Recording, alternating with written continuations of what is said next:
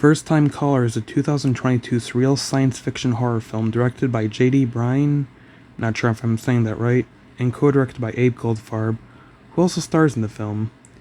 Now, you may know Goldfarb as the voice of Alessio in Hell of a Boss, along with many other animation projects, but this is my first time seeing him in a live-action role.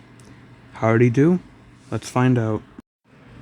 First Time Caller centers on a raunchy internet talk show host named Brent Ziff, played by Goldfarb, a character with a I could not care less about your feelings attitude, and a very vulgar and very crude sense of humor.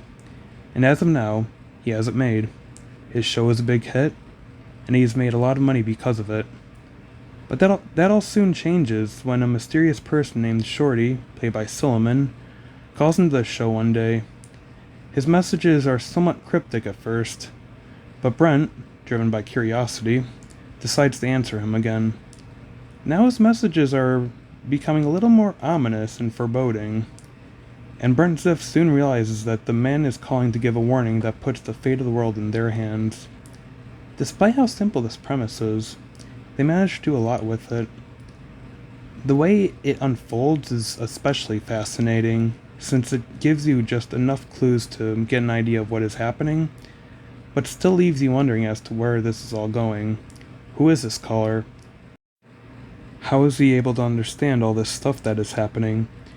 These questions I ask myself only made me want to explore this film more, and is part of what made it so engaging. I give premise a B+.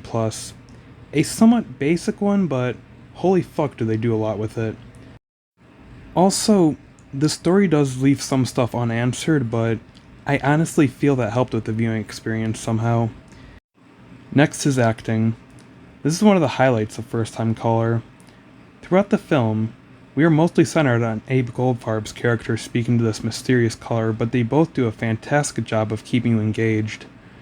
They just play off each other so well that their transition from a somewhat awkward start to them actually kind of hitting it off actually felt believable because of how smooth it all plays out. There was nothing that felt forced, nor did it feel like they were faking anything. In fact, I became so engaged with the characters that, and I know people say this a lot when, criticizing movies, but it actually did feel like I was not watching characters in a movie simply due to how engaging their performances truly were. I give acting an A. I won't have much to say on cinematography since it only really took place in a single room, but I was impressed by all the tricks they were able to do with the camera work. The lighting was great. It didn't feel so bright to the point it was just overwhelming, and yet it wasn't so dark that I couldn't see anything or wasn't able to tell what was going on. And the angles cinematographer Kevin Chu, my apologies if I'm saying that name wrong, took were also amazing, as well due to how surprisingly appealing some were in a visual sense. Framing was also excellent. It didn't feel off in any way, and it was done just right. I give cinematography a B+. I don't have a lot to say on it, but it does a good job and manages to work well with only one space. Finally, we will discuss directing, and it is also one of the main highlights of the film. As I said before, this is a somewhat basic premise given not only the singular setting but also the limited amount of characters. But J.D. Bryan and Abe Goldfarb managed to craft something truly unique that is so absurdly fascinating that you cannot help but to keep watching. And for how simple the premise and even setup is, they still managed to do a lot with it because of how gripping the story is overall and the way it all unfolds. I genuinely needed to know more as the film progressed. I give directing an A+.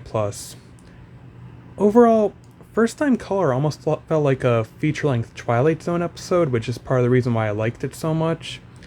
The two actors carry the majority of the film on their backs, and they do an amazing job with it, which helps to add to the gripping direction/storyline. It provides you with just enough answers to help the film stick with you long after watching it, and you end up pondering on all of the unanswered questions the film had. I will definitely be watching this film again, and I give it a B+. Thank you for watching, and don't forget to like and sub for more content.